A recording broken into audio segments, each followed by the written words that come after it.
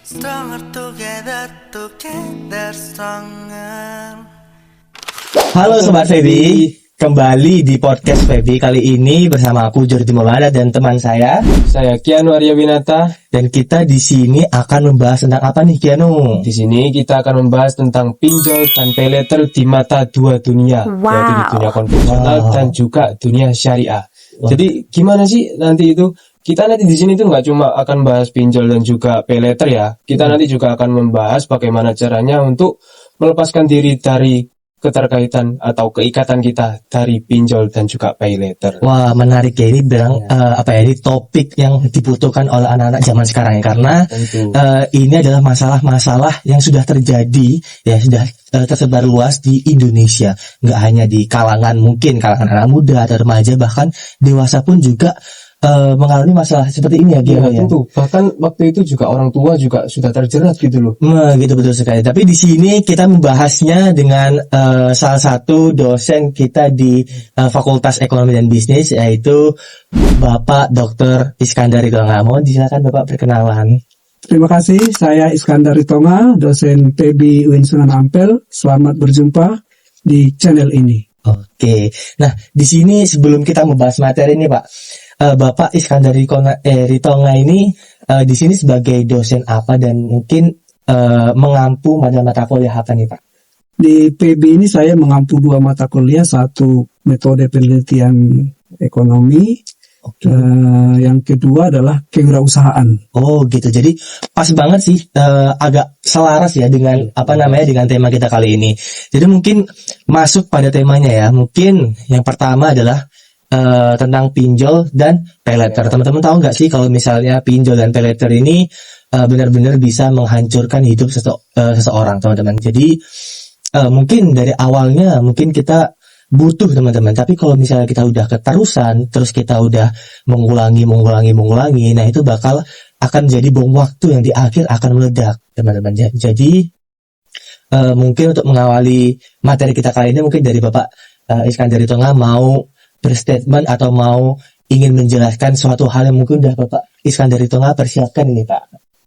Oke. Terima kasih. Pinjol dan pay later ini sebenarnya menjadi sesuatu yang dibutuhkan juga oleh masyarakat saat ini di era digital ya. Pinjol itu muncul kan karena ada digital. Pay later itu juga.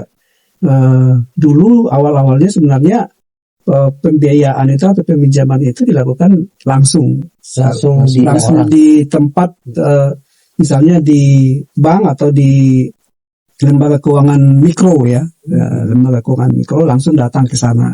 Nah, sekarang sudah ada gitu, Pak. Ya, sekarang ada peluang melakukan pinjaman atau pembiayaan itu dilakukan lewat online. Lebih mudah lah. Lebih mudah. Nah, bahkan jika suatu hal yang mungkin dimudahkan itu nggak serta-merta semua itu positif ya Pak. Ya. Bahkan ketika mungkin Pak ya, kalau menurut pandangan Bapak sendiri, kalau kita sudah terjun di pinjol Pak, mungkin awalnya emang karena butuh Pak. Kita kan ingin pinjam berapa uang, mungkin ada utang atau ada harus biaya yang dikeluarkan. Nah, tapi kalau misalnya orang tersebut nih kiranya dia tuh udah ketagihan Pak, dia malah utang terus itu gimana Kayak orangnya itu. Iya. Pinjol ini sebenarnya kan salah satu solusi bagi kehidupan masyarakat ya, bagi mereka-mereka yang mungkin berada pada posisi yang keadaan sulit. Pinjol itu menjadi salah satu solusi. Tapi tantangan yang dihadapi dengan pinjol di Indonesia ini sekarang ini sudah dalam taraf yang mengkhawatirkan ya. Di dalam salah satu laporan yang saya baca tadi itu ada Indonesia ini sudah masuk darurat pinjol. Indonesia ini masuk kategori darurat pinjol. Terhitung Maret 2026 itu pinjol itu terdiri dari 101,03 triliun. Nah, Indonesia luar biasa. Transaksinya banyak banget. Transaksinya banyak sekali. Jadi ini kita masuk ke dalam darurat, Indonesia darurat pinjol. Bagaimana supaya pinjol ini harus diminimalisir, kalau bisa dihentikan. Betul. Ya, gitu. Mohon maaf Bapak. Kalau misalnya di berhentikan, saya kurang setuju. Kalau di waktu era sebelumnya kan kita kan meminjam uang itu di ke perseorangan yang itu bisa jadi itu bunganya itu lebih besar loh Pak. Tapi kan di saat ini itu bunga itu sudah terkontrol. Kalau misalnya kita melalui pinjaman online, misalnya kan ada ketentuan khusus seperti misal kita pakai satu aplikasi nih, udah ditentukan nih bunganya itu cuma 2%. Sedangkan kalau kita langsung ke orang, ke perseorangan, biasanya itu kayak tiba-tiba iya dinaikin gitu Bapak. Jadi gimana mungkin pendapat Bapak soal itu? Ya, memang kalau kita melakukan pembiayaan atau pinjam-meminjam kepada orang itu kan tidak ada standar. Iya. Yang makanya selain pinjol ini sebenarnya di lembaga keuangan kita sudah ada yang beberapa bentuk pembiayaan itu atau pinjam-meminjam itu, misalnya ada yang legal. Termasuk pinjol ya, ada pinjol yang legal. Itu dia punya izin. Punya otoritas dari OJK. Biasanya kalau pinjol sekarang OJK, Otoritas Jasa Keuangan. Ada yang semi ilegal. Semi ilegal. Iya. Semi ilegal gitu Pak. Ilegal. Ada lagi yang liar. Nah, yang liar tadi itu yang seperti perorangan yang itu bahaya, liar Pak. itu. Nggak ada yang standarnya nggak ada. Tergantung maunya orang yang meminjamkan. Saya mau meminjamkan ini tapi sampai harus bayar lebih besar lagi. Nah ini Pak, ya pengembaliannya tidak ada standarnya. Iya. Kalau di lembaga-lembaga keuangan syariah kita misalnya itu juga sudah ada. Iya. Ada batasan-batasan, ada berapa kalau pembiayaannya sekian untuk hitungannya ada sekian persen ya, seperti itu. Sudah ada ketentuannya. Jadi gini nih Pak, kan kalau dari dari fundamentalnya sendiri nih Pak, ini kan pinjol atau pay letter ini kan ibaratnya kita kan ngutang Pak ya. Iya. Kita ngutang, cuman kita harus mengembalikan dengan adanya bunga.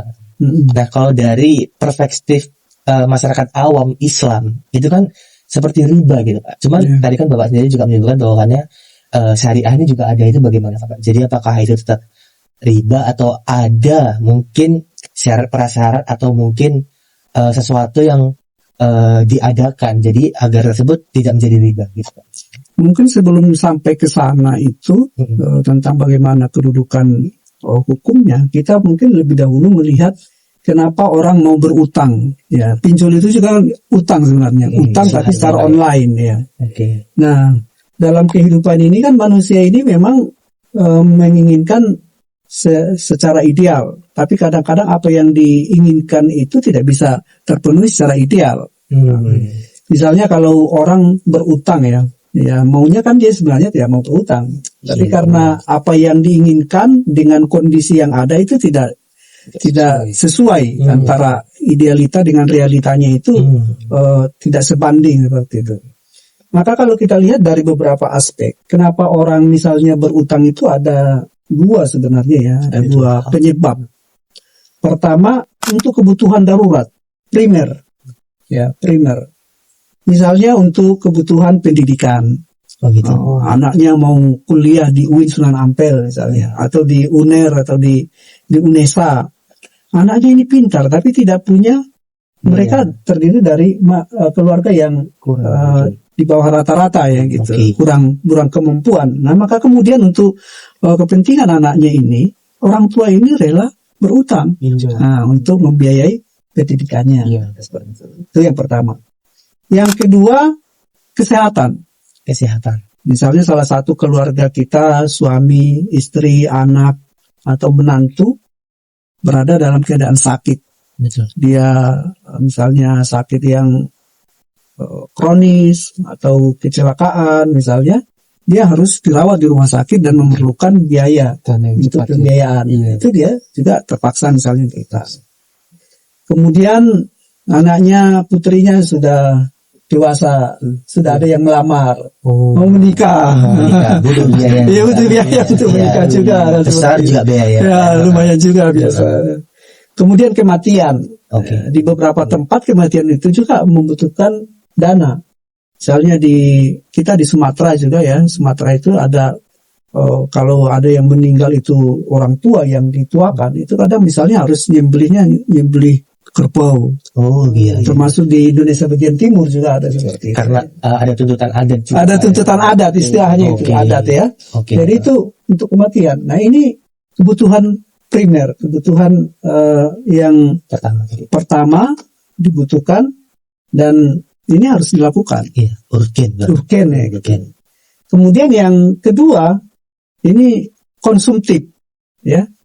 Gaya konsumtif ini ya misalnya anak-anak generasi Gen Z itu ikut-ikutan model ya. Oh, Wah, oke. ikut-ikutan apa namanya itu? Yang gitu. Tradisi apa istilahnya itu?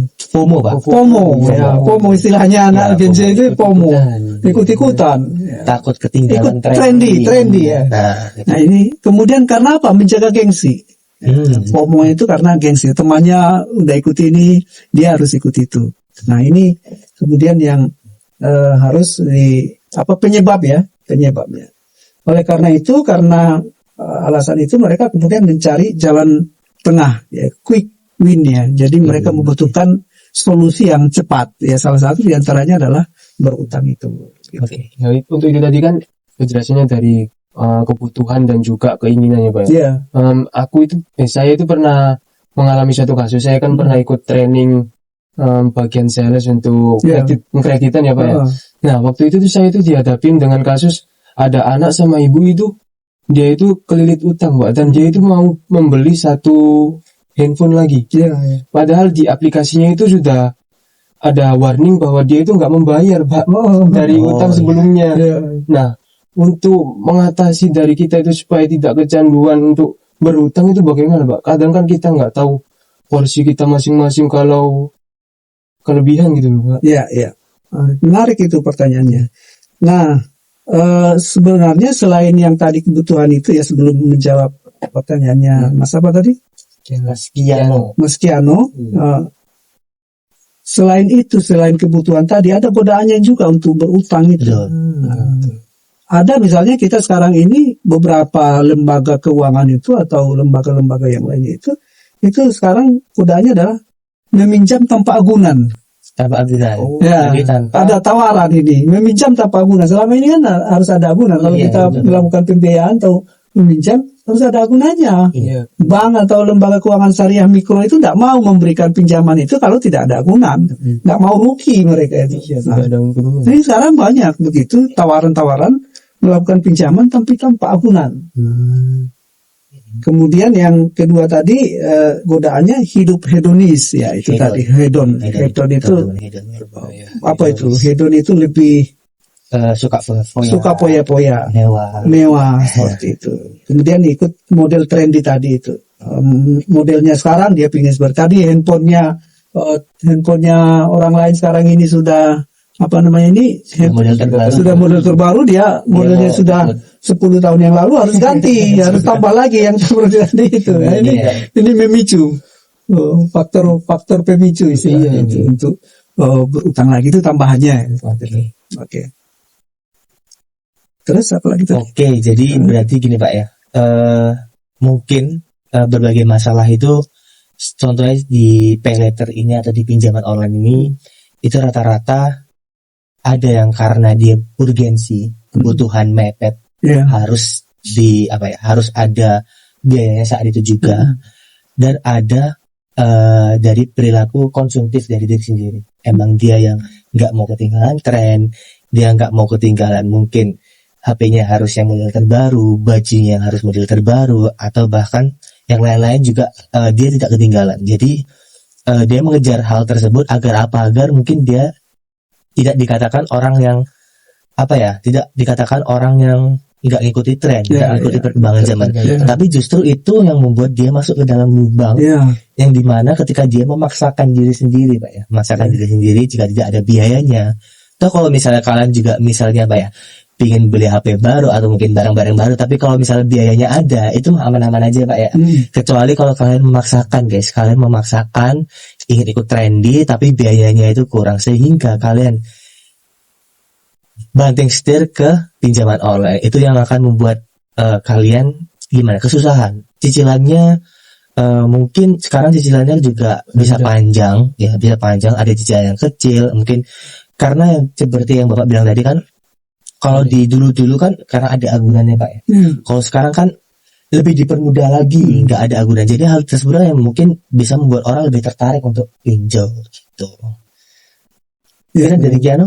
Ini saya mau tanya mitos atau fakta Pak bahwa itu pinjaman online itu pinjaman syariah itu nama lain cuma menggunakan nama syariah tetapi tetap ada ribanya. Ya, itu memang salah beberapa image ya tentang pembiayaan syariah. Pembiayaan syariah memang ya kalau bedanya kan dengan pinjaman konvensional itu tidak ada jaminan.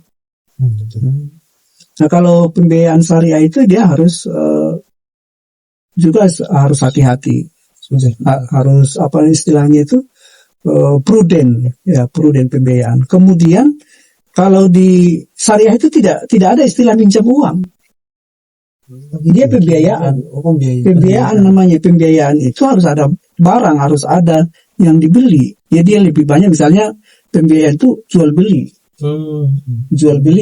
Jadi misalnya kalau kita butuh motor misalnya kan, anak mahasiswa misalnya butuh motor, dia tidak boleh meminjam uang 25 juta untuk beli motor. Nah, jadi pembiayaan syariah itu lembaga keuangan syariah kita itu, misalnya di sini Bank Mini Syariah kita itu membiayai mereka. Bank Mini Syariah itu yang beli motor. Motornya itu misalnya 25 juta harganya. Maka kemudian 25 juta ini dia beli ke dealer, kemudian barang motor ini kemudian dijual kepada yang mau membeli tadi. Harganya dinaikkan. Tapi sudah ada ketetapan sendiri. Sudah ada ketetapan. Misalnya 25 ini menjadi 28 juta. Nah, selisihnya itulah keuntungannya. Nah, tapi ini akadnya adalah akad jual beli. Akadnya jual beli. Bukan pinjam. Ada lagi akadnya mudharabah, musyarakah, kerjasama. Itu 3 ya. Jual beli, mudharabah dan musyarakah. Itu bedanya. Kalau di konvensional itu yang dipinjam memang uang. Uang itu yang murni dipinjam. Mau diapakan uang ini juga terserah yang mereka kan gitu. Jadi itu bedanya. Jadi itu bedanya guys ya. Oke Pak, mungkin ini terakhir Pak ya. Terakhir. Ini cukup riskan Pak ya, karena seperti yang Bapak tahu, saya juga pernah membaca kalau bahwasannya yang pelaku-pelaku orang-orang yang suka pinjol, suka pinjaman online, suka pay later itu rata-rata dari remaja atau Gen Z, yang mana mereka harus memenuhi tuntutan agar tidak ketinggalan trending. Nah, mungkin Bapak mau memberikan pesan terakhir sekaligus pesan penutup kepada teman-teman yang Gen Z nih, agar kalian tidak kecanduan lagi meminjam gitu. Ya. Saya kira ini menjadi sesuatu yang sangat penting untuk generasi Gen Z ya. Pesan Pak Ritonga itu berhenti untuk berutang untuk kepentingan yang sekunder ya, kecuali betul-betul kepentingan yang darurat. Darurat itu kalau tidak meminjam itu dia akan mati. Nah, itu prinsipnya. Kalau dia tidak meminjam dia akan mati atau keluarganya akan mati, itu mungkin masih boleh. Tapi kalau tidak seperti itu, berhenti untuk berutang. Belilah sesuatu keinginan kita itu kalau kita punya uang. Nah itu. Nah ini kalau yang disebut dengan dalam Islam itu namanya qanaah. Jadi mengukur kebutuhan itu sesuai dengan kemampuan. Jangan mengukur membeli sesuatu di luar kemampuan. Jadi itu yang penting ya. Jadi qanaah, kita harus menyesuaikan antara, kalau di dalam manajemen keuangan itu harus menyesuaikan antara pendapatan dengan pengeluaran. Harus balance. Istilahnya itu harus balance. Jangan lebih besar pasak daripada tiang. Istilahnya bahasa orang kita kampung itu, harus lebih besar pasak daripada tiang. Itu akan berbahaya. Nah, satu-satunya adalah apalagi di era kemudahan melakukan pinjaman ini, berhentilah untuk melakukan pinjol. Berhentilah untuk meminjam. Nah, berusahalah untuk mendapatkan cash money. Satu-satunya diantaranya adalah berusaha, berjuang, berwirausaha. Yang tadi kita sebutkan menjadi salah satu visi dari PB kita ini adalah berwirausaha, melahirkan para mahasiswa, calon mahasiswa dan alumni untuk lahir menjadi pengusaha-pengusaha baru, pengusaha-pengusaha sukses di masa depan yang bisa membiayai dirinya sendiri dan juga orang lain. Oke, baik. Wah, jadi itu beberapa masukan dari Bapak Ritonga yang sangat luar biasa sekali ya untuk teman-teman semua, terutama pada teman-teman yang sekarang di fase remaja atau Gen Z, yang mana kalian seharusnya nih kalian mulai sekarang tuh upgrade diri kalian sendiri. Janganlah ikuti kalian seperti tren-tren yang mungkin sebenarnya kurang bermanfaat buat kalian sendiri. Jika kalian ingin melakukan sebuah pinjaman, itu dilakukan atas dasar urgensi, Pak ya. Emang benar-benar butuh gitu. Mungkin ada tambahan dari Giano? Mungkin sudah Cukup? Cukup.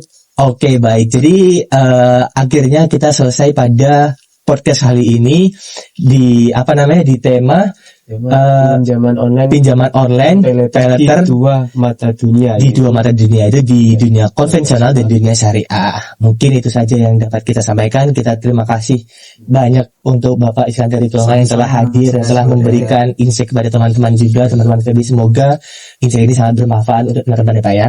Mungkin cukup dari kita tutup. Assalamualaikum warahmatullahi wabarakatuh. Selamat Bye. Terima kasih. Stronger together, together stronger.